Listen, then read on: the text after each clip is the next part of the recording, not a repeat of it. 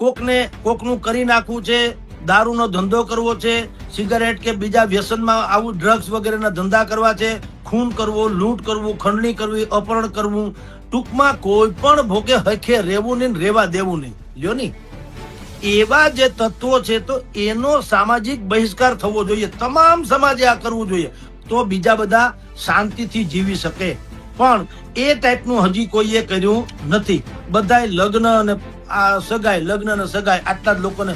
આ તો એવું છે જાણે આ એક બધી હોય, લગ્ન હોય, કે હું બાકાયદા કેવો છું ઈ કાળા કોટ વાળો અમદાવાદ, વડોદરા, સુરત કે મુંબઈના વકીલને ખબર ન પડે. મારી નાતના લોકોને વધુ ખબર હોય, મારી જ્ઞાતિના લોકોને વધુ ખબર હોય કે હું બેઝિકલી કેવો છું.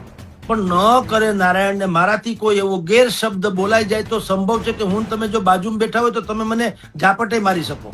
હવે એમાં છૂટાછેડાની પહેલ કરે 2-2.5 લાખનો દંડ થાય તો ઈ જે તે પરિવાર હોય એને શું કરવું ઈ મને કયો. કીધું કે ભાઈ તમે ડીજે વગાડવાની ના પાડો છો તો એક કામ કરો, જે લોકો બેરોજગાર થઈ જાય ડીજે વાળા, એના વિકલ્પમાં રોજગારી શું મને કયો. કે વન